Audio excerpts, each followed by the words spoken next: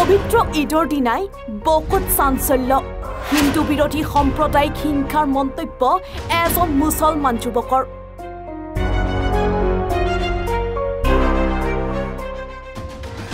Instagram পেজত হিন্দুক কুৰবানী দিয়াৰ ভাবুকি প্ৰদান যুৱকজনৰ তাৰ পাছত ৰঙাখৰৰ আলহী হল সানিউৰ ৰহমান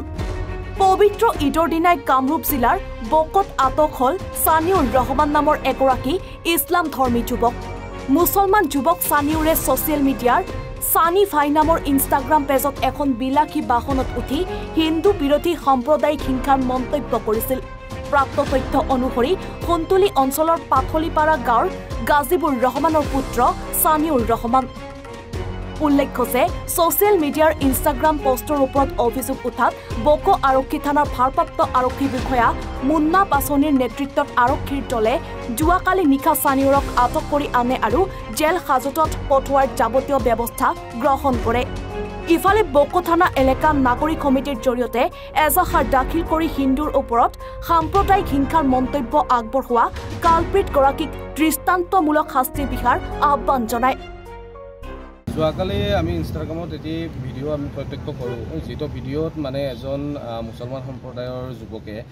হিন্দু সম্প্ৰদায়ক বৰ বেয়াকৈ আঘাত লগাকৈ তেওঁ অশ্লীল গালি গালাজেৰে মাৰিম কাটিম এনেকুৱা ধৰণৰ মন্তব্য কৰি পেলাই এটি ভিডিঅ' বনাইছিলে তাৰ ফলত মানে আমি খুবেই দুখ প্ৰকাশ কৰিছোঁ আৰু আমাৰ অঞ্চলতে এনেকুৱা এটা ঘটনা ঘটিলে আমি খুব দুখ পাইছোঁ আৰু আমাৰ যিহেতু এটা জাতিৰ ওপৰত ডাইৰেক্টলি মানে এটেক কৰা হৈছে আৰু সেইকাৰণে আমি আইনৰ ওচৰত চাপিছোঁ আমি যোৱাকালি ভিডিঅ'টো দেখাৰ লগে লগে বকো থানাত আহি আমি এজাহাৰ এটি দিওঁ তাৰ ওপৰত সেই ইনষ্টাগ্ৰাম আইডিটোৰ ওপৰত আৰু বিচাৰ খাচাৰ কৰি বকো আৰক্ষীয়ে তেওঁক এৰেষ্ট কৰিবলৈ সক্ষম হয় তেখেতৰ ইনষ্টাগ্ৰাম আইডিটো আছিলে সানি ভাই বুলি পেলাই আছিলে তেখেতৰ ইনষ্টাগ্ৰাম আইডিটো আৰু আমি জানিব পৰা মতে তেখেতৰ নাম হৈছে সানিউৰ ৰহমান আৰু এনেকুৱা সময়ত যিটো সময়ত ভাৰত পাকিস্তানৰ যুদ্ধৰ নিচিনা পৰিৱেশ সেই সময়ত এনেকুৱা সাম্প্ৰদায়িক মন্তব্য দিলে আমি ভাবোঁ যে আমাৰ নিজৰ ভিতৰতে এটি গৃহকন্দলৰ সৃষ্টি হ'ব পাৰে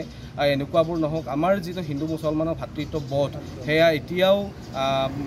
অব্যাহত আছে আমাৰ যিটো ভাতৃত্ববোধ সেয়া এতিয়া শেষ হৈ যোৱা নাই কিন্তু এনেকুৱা এচাম মানুহৰ কাৰণে সেই ভাতৃত্ববোধ আমাৰ শেষ হৈ যাব বুলি আমাৰ অনুভৱ হৈছে আৰু সেইকাৰণে এনেকুৱাবোৰ বিষয়ৰ ওপৰত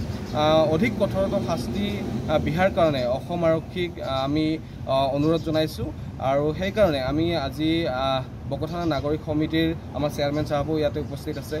সদস্য সত্যজিৎ ৰাভা ডাঙৰীয়াও ইয়াতে উপস্থিত হৈছে আমি গোটেইখিনি উপস্থিত হৈছোঁ আৰু আজি আমি বকো থানা আৰক্ষীক আমি অনুৰোধ জনাইছোঁ যে এই বিষয়টোৰ ওপৰত